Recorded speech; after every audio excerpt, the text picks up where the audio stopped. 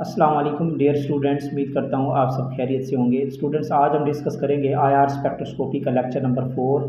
आज हम बात करेंगे इंस्ट्रूमेंटेशन ऑफ इंफ्रारेड स्पेक्ट्रोस्कोपी, जिसमें हम मेजर टू टाइप्स के इंस्ट्रूमेंट की बात करेंगे कि डिस्पर्सिव आईआर स्पेक्ट्रोफोटोमीटर और इसके साथ साथ जो फोरियर ट्रांसफॉर्म इंफ्रारेड स्पेक्ट्रोफोटोमीटर होता है, इसकी बात करेंगे। इनमें कंप्लीट डिफरेंस आपके साथ शेयर करेंगे और इसके साथ साथ जो सबसे इम्पोर्टेंट सेगमेंट है कि आईआर स्पेक्ट्रोस्कोपी में जो हम सैंपल प्रिपरेशन करते हैं उसके लिए कौन सी डिफरेंट टेक्निक्स हम यूज़ करते हैं। अगर हमारे पास सॉलिड सैंपल है, लिक्विड सैंपल है या गैशियस सैंपल है, तो उसके लिए कौन कौन सी हम सैंपल प्रिपरेशन टेक्निक्स यूज़ करते हैं। And then we will discuss about the detector of IR spectroscopy. तो आज का लेक्चर बहुत ही इंपॉर्टेंट है, डिटेल लेक्चर है, काफ़ी इंपॉर्टेंट चीज़ें हैं। तो let's start with the instrumentation. There are two types of IR instrument. Basically IR के दो टाइप के इंस्ट्रूमेंट होते हैं। एक को हम कहते हैं डिस्पर्सिव इंफ्रारेड स्पेक्ट्रोफोटोमीटर और एक को हम कहते हैं FTIR spectrophotometer, Fourier transform infrared spectroscopy आपने पढ़ा होगा। And this is the more efficient spectrophotometer. FTIR is more complex and give the more efficient result as compared to the dispersive infrared spectrophotometer। Generally आपने देखोगे labs के अंदर आपको ये वाला स्पेक्ट्रोफोटोमीटर मिलेगा, यानी कि कॉमनली यूज होता है, मोस्टली यूज होता है ये वाला, क्योंकि ये इसकी कॉस्ट लेस होती है, इसको यूज़ करना इजी होता है, लेकिन इसकी जो है ना जो रेजोल्यूशंस होती हैं पी की वो इतनी अच्छी नहीं होती। ठीक है, ये नोट कीजिएगा। जो हाई फाई लैब होती हैं, आप कह लें जो अच्छी लैब्स होती हैं, जो एनालिटिकल रिसर्च लैब्स होती हैं प्रॉपर, तो उनमें आपको एफटीआर स्पेक्ट्रोफोटोमीटर मिलता है।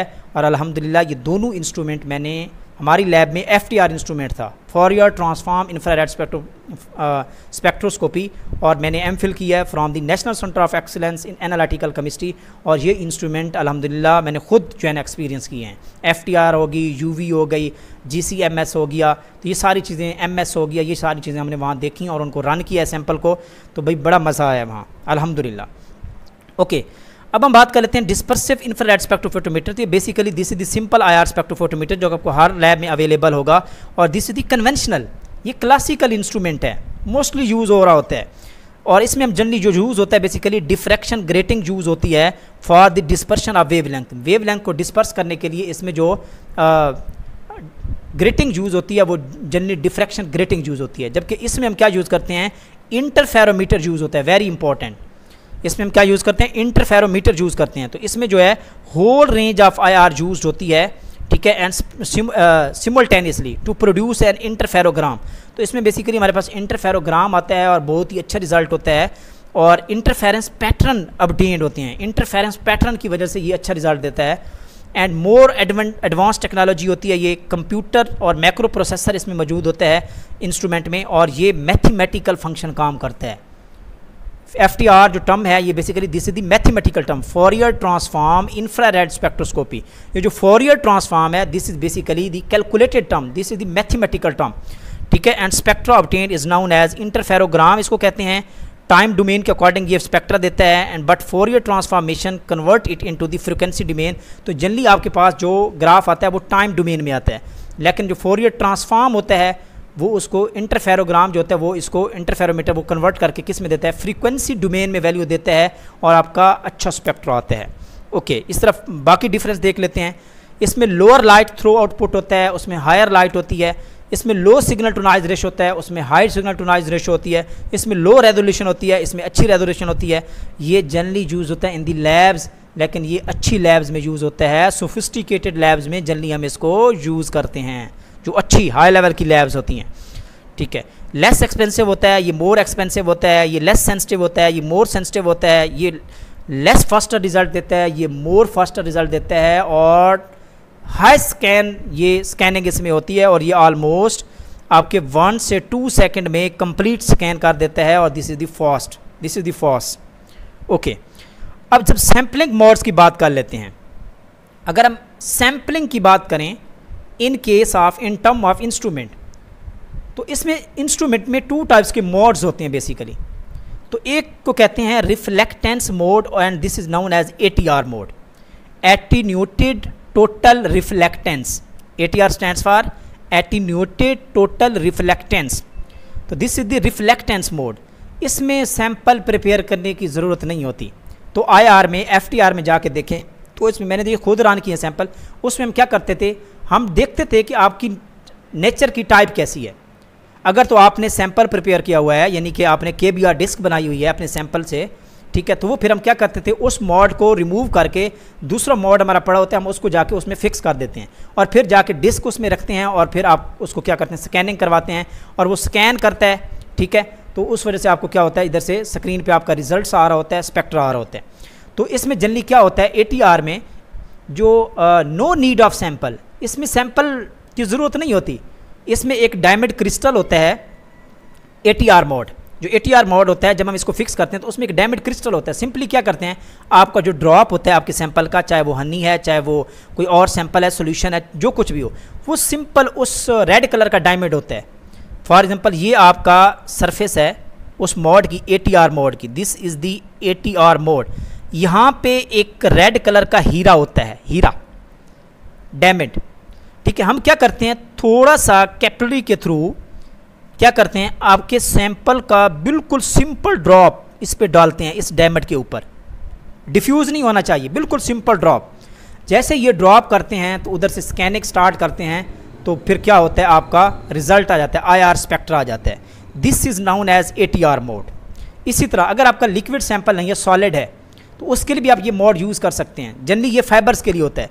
तो आप क्या करते हैं, अपने फाइबर्स जाके इसके ऊपर रख देते हैं, इसके ऊपर, किसके ऊपर, इस डायमंड के ऊपर रख देते हैं और इसको ऊपर एक यहाँ पे इसका कवर होता है, ठीक है, यहाँ पे इसका एक लगा होता है, इसका बोल्ट लगा होता है, इसको थोड़ा सा टाइट करते हैं तो वो आके इसको थोड़ा सा इस फाइबर को इस डायमंड के साथ अटैच कर देता है। जब अटैच कर देता है उधर से क्या होती है, स्कैनिंग होती है, जिसकी वजह से आपका क्या बन जाता है, स्पेक्ट्रा आ जाता है। तो this known as ATR mode. इसमें आपने कोई सैंपल प्रिपेयर नहीं किया, आपके फाइबर से रखे, रिजल्ट आ गया। आपका लिक्विड था, ड्रॉप रखा, रिजल्ट आ गया। अब दूसरा जो मोड इसमें यूज होता है FTR में, वो होता है transmission mode. Second mode is known as transmission mode. तो इसमें जल्दी सैंपल की ज़रूरत होती है, there is a need of sample. इसमें सैंपल आपको रिक्वायर्ड होता है, आपको सैंपल बनाना पड़ता है। You have to make the KBR disc. तो भाई KBR डिस्क कभी बनाई है आप लोगों ने? आई थिंक आपने अगर रिसर्च की है, अगर आपको मौका मिला है, किसी ने जाने दिया है, अगर आपने कभी FTR इंस्ट्रूमेंट देखा है या IR पे वर्क किया है, तो आई थिंक आपने KBR डिस्क बनाई होगी। बड़ा ही मज़े का ये चीज़ है KBR डिस्क बनाना। तो कैसे बनाते हैं वो भी आगे जाके हम डिस्कस करते हैं। KBR डिस्क तो बिल्कुल थिन लेयर डिस्क बनाते हैं और उसको जाके फिर सेकंड, इसमें हम अपने क्या करते हैं, सैंपल लेते हैं, सैंपल में हम क्या डालते हैं, उसमें थोड़ा सा सॉल्ट ऐड करते हैं, लिक्विड KBR ऐड करते हैं, या डिफरेंट मेथड्स होते हैं। आगे जाके सैम्पलिंग में हम डिस्कस करेंगे। तो हम KBR डिस्क बन जाती है, वो KBR डिस्क जाके हम क्या करवाते हैं, उससे रन करवाते हैं। तो this is known as transmission mode. क्या होता है, ट्रांसमिशन मोड, ठीक है। This is the first, ATR mode is the first, high result होता है, there is no need of sample. Okay, तो ये है जी इंटरफेरोमीटर जो हम यूज़ करते हैं FTR में, ठीक है। FTR में जो हम इंटरफेरोमीटर यूज़ करते हैं, ये बेसिकली ये IR सोर्स होता है, इस पर हमारा बीम स्प्लिटर होता है, ये दो फिक्स मिरर लगे होते हैं, ये रोटेट कर रहे होते हैं और आपकी जो मूवमेंट्स होती हैं, लाइट होती है इंफ्रारेड लाइट को, उसको सैंपल की तरफ मूव कर देते हैं इस डायरेक्शन में और फिर वो डिटेक्टर तक जाता है, तो वो उसको हम डिटेक्ट कर लेते हैं। तो ये सिंपल चीज़ है। इसके अलावा सेकंड इंस्ट्रूमेंट होता है, उसको हम कहते हैं dispersive infrared spectrophotometer. Generally this is a double beam spectrophotometer होता है जनरली, लेकिन सिंगल बीम में हम यूज़ कर सकते हैं। ये instrumentation just like similar to the UV visible spectroscopy. तो बिल्कुल सारी चीज़ें वहाँ सेम है, जस्ट एक जगह पे जाके हम क्या करते हैं, रीअरेंजमेंट करते हैं जो हमारा मोनोक्रोमेटर होता है। तो वहाँ हम क्या करते हैं, UV विजिबल में मोनोक्रोमेटर हम सैंपल और सोर्स, रेडिएशन सोर्स और जो सैंपल सेल होता है उसके बीच में मोनोक्रोमेटर रखते हैं। क्यों रखते हैं? क्योंकि UV visible light is the highly energetic light, वो आपकी सैंपल को डिकम्पोज कर सकती है। जबकि जो इंफ्रारेड लाइट होती है इसकी हाईली एनर्जेटिक नहीं होती, तो जनरली वहाँ पे आपको मोनोक्रोमेटर रखने की ज़रूरत नहीं है। उससे बेहतर है कि आप बाद में जाके रखें, ताकि आपकी जो स्कैटरिंग लाइट्स होंगी, स्कैटरिंग वेव्स होंगी, वो आपको मोनोक्रोमेटर रोक ले और आगे जाने दे। ठीक हो गया? ओके हो गया, ओके हो गया। तो ये है आपके पास रेडिएशन सोर्स। कौन सा सोर्स यूज़ करते हैं आगे डिस्कस करने वाले हैं। तो मिरर्स हैं, एक आपकी रेफरेंस बीम होती है, जो आपकी रेफरेंस होती है, रेफरेंस जाता है सबसे पहले, उसको आप सबसे पहला स्कैन रेफरेंस का होता है IR में। ठीक है। उसके बाद आपका सैंपल होता है, सैंपल को रन करते हैं और वो खुद ब खुद इसको क्या कर देता है, वो उसको मैनेज करके रिजल्ट दे देता है। फिर उसके बाद चॉपर होता है, चॉपर इसको क्या करता है, बेसिकली चॉपर चॉप करता है। स्लिट होती है, सेम फंक्शन है। डिफ्रैक्शन ग्रेटिंग जो कि हमारे पास मोनोक्रोमेटर है, आपने यहाँ देखा कि मोनोक्रोमेटर कहाँ पे लगा हुआ है, आपके रेडिएशन सोर्स, ठीक है, रेडिएशन सोर्स हो गया एंड देन आपके पास क्या हो गया, sample, this is the sample, radiation source, उसके बाद सैंपल, देन आपका जाके मोनोक्रोमेटर रखते हैं। तो ये बाद में जाके हम इसको रखते हैं और ये आपका सिग्नल आ जाता है इस तरह का रिकॉर्डर पे।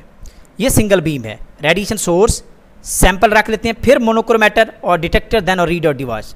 जबकि यूवी विजिबल में क्या करते थे, हमारा मोनोक्रोमेटर इस जगह पे होता था, सोर्स और सैंपल के बीच में। तो ये डिफरेंस आपने याद रखना है।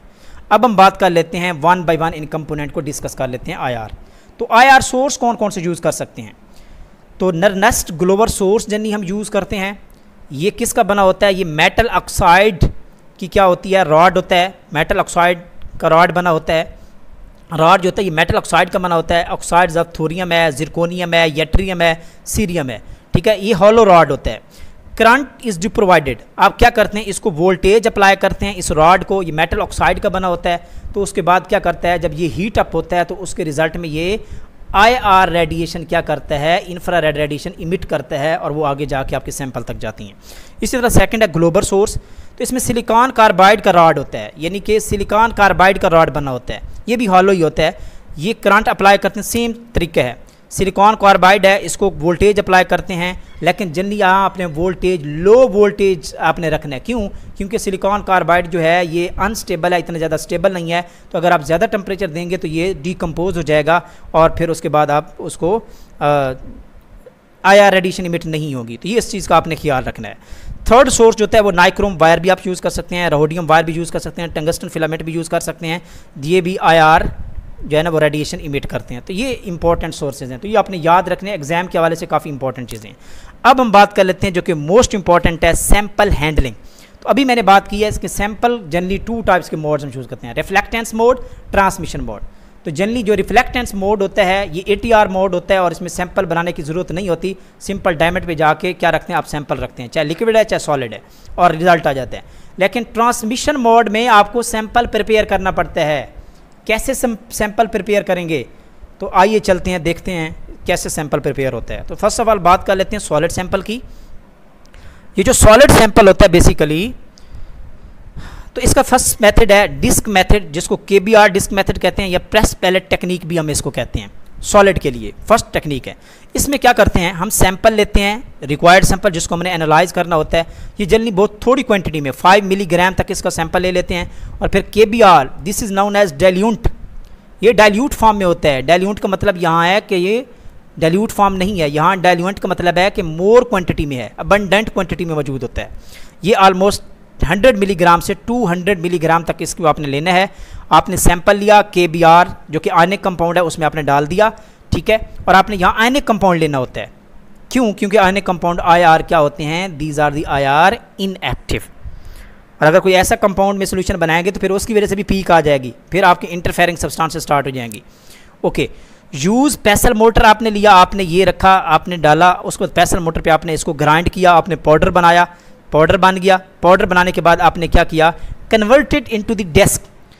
एक डेस्क मेकिंग डिवाइस होती है, अगर किसी ने इस पर काम किया हुआ है तो एक डिवाइस होती है, इस तरह की बड़ी मशीन होती है, उसमें ये सारा सिस्टम होता है और यहाँ इसका हैंडल लगा होता है जो कि प्रेशर होता है, प्रेशर क्रिएट करता है। जब हैंडल को प्रेस करते हैं तो वो प्रेशर क्रिएट करता है और वो जो आपका पाउडर फॉर्म होता है उसके ऊपर जब प्रेसिंग होती है, फॉर एग्जांपल ये आपका यहाँ पे पड़ा हुआ है सैंपल, जिसमें पाउडर भी है, सैंपल भी है, KBR भी है। जब आप इसको प्रेस करेंगे, यहाँ पे प्रेस करेंगे तो ये आके जो इसका हैंडल होता है ये आके इसको बिल्कुल प्रेस कर देता है और ये almost 25,000 pascal, you can not imagine, इतना प्रेशर होता है, 25,000 पास्कल प्रेशर होता है जो अप्लाई होता है और वो जो पाउडर होता है वो डिस्क में चेंज हो जाता है, थिन लेयर डिस्क में होता है, ठीक है। तो KBR डिस्क किस में कन्वर्ट हो जाती है, थिन लेयर में कन्वर्ट हो जाती है। वो आप डिस्क ले जाते हैं और वो जाके आप IR पे ट्रांसमिटेंस मोड पे जाके उसको रन करवाते हैं और आपका IR स्पेक्टर आ जाता है। ये इसका सिंपल टेक्निक है। ओके, ये सारी चीज़ें मैंने आपको बता दी हैं। IR ट्रांसपेरेंट, क्योंकि आप क्या लेते हैं इसमें, सोडियम क्लोराइड ले सकते हैं या potassium bromide, generally potassium bromide लेते हैं, ठीक है। This is the ionic compound, कोई भी यूज़ किया जा सकता है, लेकिन जनरली KBr डिस्क बनाते हैं, क्योंकि आपने आयनिक कंपाउंड इसलिए लेना है कि these are the IR transparent, IR inactive हैं, ठीक है। And gets the crystal shape, और ये क्रिस्टल शेप में कन्वर्ट हो जाते हैं ताकि लेयर उसकी जो है वो थिन लेयर जो है वो अच्छी सी बन जाए। तो इसको डिस्क को बनाने के लिए इसकी 2 मेन कंडीशंस हैं। हाई प्रेशर रिक्वायर्ड होता है, डिस्क शुड बी क्लियर होनी चाहिए, sample should be completely dried, वो जो आपका सैंपल होना चाहिए ड्राई होना चाहिए, ये रहो कि उसके मॉइस्चर हो, और वाटर जो होता है आपको पता है IR एक्टिव होता है, तो वाटर की वजह से फिर पीक आ जाएगी, फिर उसको रिमूव करना पड़ेगा। ओके, अब हम बात करते हैं नजोल मोल्ड टेक्निक। सेकंड टेक्निक, आप सैंपल लेते हैं 2 to 5 मिलीग्राम, आप इसमें मलिंग एजेंट यूज़ करते हैं, जो कि पैराफिन ऑयल आप यूज़ करते हैं, 1 to 2 ड्रॉप्स इसके थोड़े से ड्रॉप लेते हैं। फिर आप पैटरी डिश होती है, 2 इसके पार्ट्स होते हैं, A part and B part. आप इस पैटरी डिश को क्या करते हैं, रोटेट करते हैं, ये रोटेटिंग होती है, रोटेट करते जाते हैं, रोटेट करते जाते हैं, और वो प्रेस करती जाती है और आपकी थिन लेयर बन जाती है। तो this is known as Nujol mould technique, क्योंकि इसमें नजोल ऑयल यूज़ करते हैं, पैराफिन ऑयल इसको यूज़ करते हैं, तो थिक विस्कस ऑयल ये होता है पैराफिन ऑयल, ठीक हो गया। लेकिन ये जो पैराफिन ऑयल है basically these are the hydrocarbon, तो इसमें CH स्ट्रेचिंग आती हैं, लेकिन CH स्ट्रेचिंग जनरली ये आपके मेन फंक्शनल ग्रुप को जो है ना वो डिस्टर्ब नहीं करती। Okay, solid state IR, this is the best method. इसमें IR सेंसर लेते हैं, सैंपल में डालते हैं और उस आपको सैंपल प्रिपेयर हो जाता है। Okay, liquid sample preparation. अब अगर आपके पास लिक्विड सैंपल है तो फिर आप क्या करेंगे, तो आपका सैंपल भी लिक्विड फॉर्म में होगा, तो आप पैटरी डिश लेंगे, आप लिक्विड लेंगे, सॉल्वेंट इसमें डालते हैं, तो सॉल्वेंट में ये सैंपल बनाते हैं, तो लिक्विड सॉल्वेंट लेते हैं पैटरी डिश में और आप उसको रोटेट करवाते हैं। सॉल्वेंट कौन कौन से ले सकते हैं, carbon tetrachloride, carbon disulphide, chloroform, आप सैंपल सॉल्वेंट ले सकते हैं। आपने सॉल्वेंट वो लेना है जो ज़्यादातर IR ट्रांसपेरेंट हो, ठीक है। तो जनरली ये जो सॉल्वेंट है इसमें से जो क्लोरोफॉर्म होता है, इसकी जो ट्रांसपेरेंसी रेंज होती है सॉल्वेंट की, ये बड़ा मैटर करती है। तो जनरली ये जो सॉल्वेंट हैं, जो क्लोरोफॉर्म है, this is the less interfere, ये आपके सैंपल को बहुत ज़्यादा लेस इंटरफेयर करता है। क्यों? क्योंकि ये जनरली क्या होता है, ट्रांसपेरेंट होता है, और इसकी जो ट्रांसपेरेंसी रेंज होती है वो 4000 से लेकर 1500 तक, यानी कि इस रीजन में ये पीक इसकी कोई नहीं आती, इस रीजन में कोई इंटरफेयरिंग पीक नहीं आती अगर आप यूज़ करेंगे क्लोरोफॉर्म सॉल्वेंट यूज़ करेंगे लिक्विड सैंपल बनाने के लिए। और अगर आप कार्बन डाइसल्फाइड से आप सॉल्वेंट बनाएंगे, सैंपल बनाएंगे, तो इसकी जो ट्रांसपेरेंसी रेंज होती है वो 1300 बिलो। अगर आप ऐसे कंपाउंड को एनालाइज करने जा रहे हैं लाइक जो हेलोजेंस कंपाउंड है, तो जनरली हेलोजेंस की जो पीक आती है वो फिंगरप्रिंट रेंजर में वो 1100 से नीचे नीचे आती है, ठीक है। तो उसके लिए फिर आप ये वाला सॉल्वेंट यूज़ कर रहे हैं, ये बेटर होगा, ठीक है। इस तरह कार्बन टेट्राक्लोराइड की जो ट्रांसपेरेंसी रेंज है ये सबसे ज़्यादा होती है, ये 4000 से लेकर 1300 तक ये कोई इंटरफेरेंस क्रिएट नहीं करता इस रीजन में, और यही हमारा मेन रीजन भी होता है जिसमें हमारे मेजर फंक्शनल ग्रुप आइडेंटिफाई हो रहे होते हैं। तो इसलिए ये लार्ज विंडो एरिया है, इसका लार्ज ट्रांसपेरेंसी रेंज है। तो सबसे पहले तो आप इसमें बना लें, और भाई अगर ये नहीं है तो फिर आप जनरली किस में बना लें, क्लोरोफॉर्म में बना लें। तो मोस्टली हम क्लोरोफॉर्म यूज़ कर रहे होते हैं जनरली, क्योंकि ये ईजिली अवेलेबल भी होता है क्लोरोफॉर्म। तो क्लोरोफॉर्म अपने सॉल्वेंट जनरली यूज़ कर रहे होते हैं। ओके, गैशियस सैंपल है, तो गैशियस सैंपल को जनरली क्या होता है, सैंपल प्रिपेयर करना that difficult. A gas sample is introduced into the evacuated cell, तो इसके लिए आपको एवेक्यूटेड क्या करना पड़ेगा, गैस सेल क्रिएट करना पड़ेगा। तो gas cell available from few centimetre to some metres, इनकी जो लेंथ होती है वो सेंटीमीटर से फ्यू मीटर तक होती है, but problem is that sampling area will not accommodate cells longer than the 10 centimetre. तो हम क्या करते हैं फिर, gaseous sample is analysed by the IR sensor, तो इसको IR सेंसर से फिर हम क्या करते हैं, एनालाइज करते हैं bye multiple internal reflection, very important. तो यहाँ कौन सी होती है, मल्टीपल इंटरनल रिफ्लेक्शन होती है, जिससे पाथ लेंथ इंक्रीज हो जाता है और आप उसको ईजिली डिटेक्ट कर लेते हैं। तो ये गैसियस सैंपल है, तो इसके जनरली डायरेक्ट इसकी जो है ना वो गैसियस सैंपल की आप कह लें कि डिटेक्शन है। थर्ड पार्ट हमारा मोनोक्रोमेटर है, तो मोनोक्रोमेटर वही सेम मोनोक्रोमेटर हैं जो ऑलरेडी हम जो भी विजिबल में डिस्कस कर चुके हैं। तो 3 टाइप के मोनोक्रोमेटर हम जनरली यूज़ करते हैं, या तो आपका फ़िल्टर होता है, ये ओल्ड है, इतना एफिशिएंट नहीं है, या आप यूज़ कर लेते हैं प्रिज्म यूज़ कर सकते हैं, या फिर आप डिफ्रैक्शन ग्रेटिंग यूज़ करते हैं, and this is the engineer device, diffraction grating use करते हैं और ये इंजीनियर डिवाइस है, and this is the more efficient. तो आप जनरली हम क्या यूज़ करते हैं, डिफ्रैक्शन ग्रेटिंग यूज़ करते हैं। ओके, अब हमारा जो नेक्स्ट पार्ट है वो डिटेक्टर है। तो इसमें जो डिटेक्टर यूज़ करते हैं वो यूज़ करते हैं थर्मल डिटेक्टर। कौन से यूज़ करते हैं, इंपॉर्टेंट, इसमें थर्मल डिटेक्टर हम यूज़ करते हैं इन दी IR।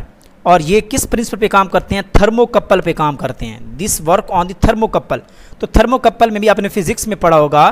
तो इसमें क्या होता है, टू मेटल्स की वायर्स होती हैं, उनको कनेक्ट करते हैं, फिर हम क्या करते हैं, इसको वोल्टेज अप्लाई करते हैं दोनों वायर्स को। तो जब वोल्टेज अप्लाई करते हैं तो ये जो जंक्शन पॉइंट है दोनों मेटल की वायर्स को कनेक्ट करने वाला, तो two wires of dissimilar metals are joint when difference of temperature is created. तो इस पॉइंट के ऊपर एक टेम्परेचर का डिफरेंस क्रिएट होगा। जब डिफरेंस क्रिएट होगा तो फिर करंट फ्लो होगा। जब करंट फ्लो होगा तो भाई ये हीट अप होगा, और जब हीट अप होगा तो ये जब करंट फ्लो होगा तो उसको हम जनरली क्या कर लेंगे, डिटेक्ट कर लेंगे।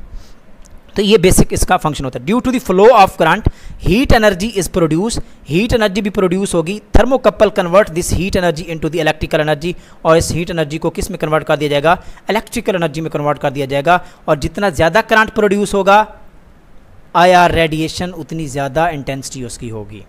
और लास्ट पे हमारा रीड आउट डिवाइस, स्क्रीन, ठीक है, कंप्यूटर की स्क्रीन जिस पे हमारा ग्राफ नज़र आता है, ठीक है, और वो ग्राफ कैसा होगा, वो ऐसा होगा।